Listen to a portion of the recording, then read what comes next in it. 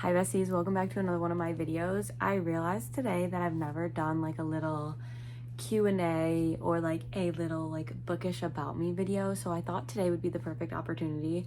I have a lot of new people that have like recently subscribed and stuff, and so I'm going to do a bookish QA. I pulled some questions off of Pinterest. They're really random sort of questions, but I'm gonna go just through them and talk about them, and yeah, you'll learn a little bit more about me. To start, we have currently reading and last book read.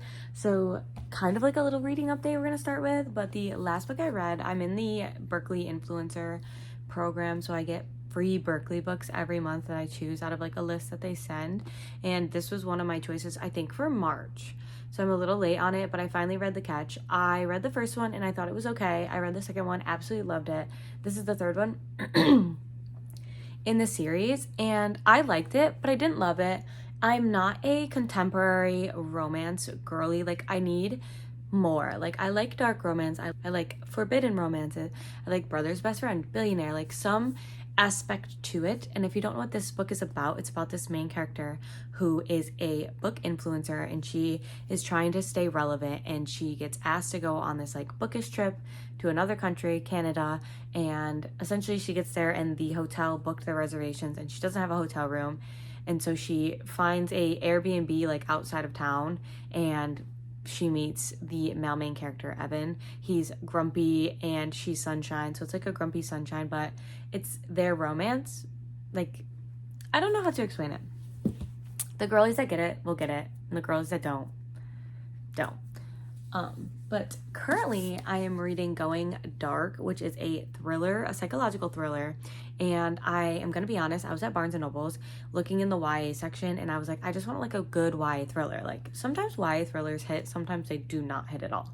I'm about 60% through. I started this last night and I'm loving it. I'm really enjoying it. I like psychological thrillers that deal with social media and kind of like a mystery aspect where you have, I think that's also why I very much like thrillers by Frida McFadden, because they're very, what the heck is going to happen next, and you have like a main character that you're following that's really unlikable, that looks very guilty, or they don't look guilty but they end up being guilty, or they are. So it's kind of that narrative, and I really enjoy that sort of thing.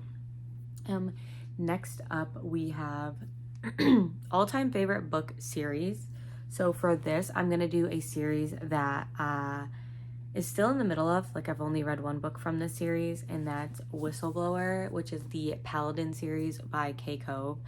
This series is about this, like, group of people who are undercover killers, essentially. If you're not new here, you know I'm a Kay Cove stan until the day I die. Like, I just love her books. But this one, her writing is so good, and the like chemistry, the plot of the story. I love a good romance thriller. So this one, definitely, for sure. If you haven't read it, definitely go check it out. I would highly recommend. And then second is a finished completed series. It's a YA series. It's called The 1000th Floor. So this series is a trilogy, and it's definitely Gossip Girl coded, but it's about these teenagers, I think they're in high school still, that live in this tower in New York City, and it's like really in the future. It's very sci-fi. Like, a lot of stuff deals with like their retinal eyes and stuff like that, but they all live in this tower, and there's a 1000th floor, and the higher you go up, the more wealthy you are. The lower you go, the like more poor you are. So it's about like 5 different people who live in all different levels. Of course, someone who lives in the penthouse, and then people who live in like the slums is what they call it, I think. But it's honestly just like Gossip Girl coded, and people die and stuff happens, and there's so much drama. I ate these books up so quickly. I'm just like a sucker for drama. Like, not my own. I don't want to be a part of it. I don't want to be involved, but like reading about it, or like fictional drama like Gossip Girl, caught me in. I love it. Another question I really wanted to talk about, because I'm really curious to see what you guys think of it, and I would love for you guys to comment down below your least favorite trope. I think I have 2 tropes that are my least favorite. I have love triangle, which I think falls in the also genre of like why choose in poly relationships, because And I think it stems back to me personally. I am very much a single person girly. Like, I don't like to share. And so when I read a book, you're probably like, okay, you don't like to share, but most of the time, like, they're all together. But me personally, I'll read a book and I'll hyperfixate on one character. And I'm like, I want them to be together. Like, I don't care about any of the other ones. Like, when I read a Why Choose, I'll pick one of the men or whatever and like hyperfixate and be like, they're the only one that matters. Like, I only care about their story. So that's why I don't necessarily like that trope. It's not that I'm against it or anything that I hate, but I just don't like reading about it because I get attached to one character rather than several characters. And then the second trope that I don't necessarily like, but I'll still read, is the pregnancy trope. The one big issue I have with pregnancy trope is I feel like a lot of the time the couple get together or fall in love and it feels very forced. It feels like they have to because they have a kid together, which I know when authors write, that's not their goal at all, and that's not what they're trying to do, but a lot of the time it comes across that way and I just don't feel the connection. I don't see the connection, so that's why those two are my least favorite. But please, if you have a least favorite trope, please comment them down below because I'm so invested in tropes. I love tropes. Like, yeah. Going on top of that, also, I'm going to tell you my favorite tropes. And as always, comment yours down below. But my favorite tropes are student-teacher, which I have no personal experience with teacher-student. It's nothing that I've experienced in real life. I just very much enjoy reading about them. I no idea why, but I definitely do.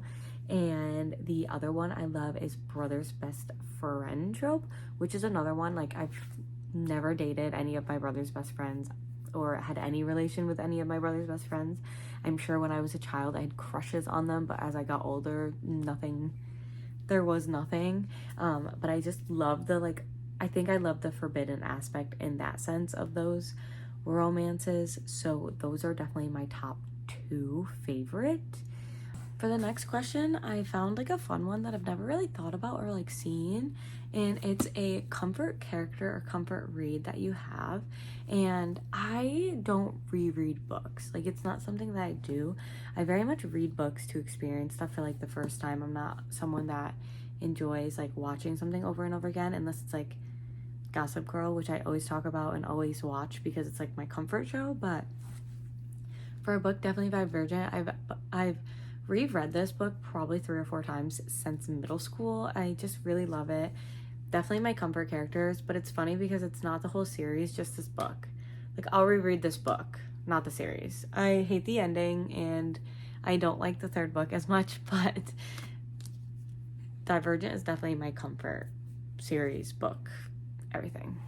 Last bookish question I want to talk about today is, it's my favorite reading spot.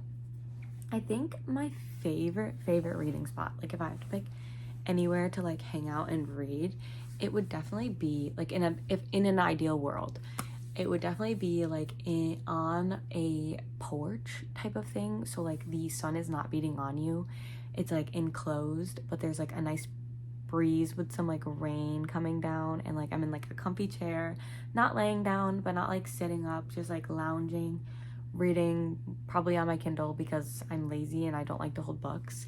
But I think that would be my like ideal favorite reading spot. I love listening to rain when I read. I will put like videos on the TV of like fireplaces crackling or like rain just to simulate it because I just love the comfort of coziness, if that makes sense. Is anyone else like that? I don't know, maybe that's just me thing, but those are some bookish get to know me questions. If you have any like questions or like want to do this again, let me know. Drop those in the comments as well because I am so always down to make videos like this. I like talking about books and about things that I like and books that I like. Like, if you're one of my friends, shout out to all my friends that listen to me, but a lot of them know that I will push and push and push my favorite books on them until they read because I just want them to enjoy them just as much as I enjoyed them. Most of the time they do, so. But As always, thank you so much for watching. Sorry this has been a long-awaited video, and I will be posting more consistently hopefully soon. But thank you. Make sure you like and all of that good stuff, and I'll see you next time.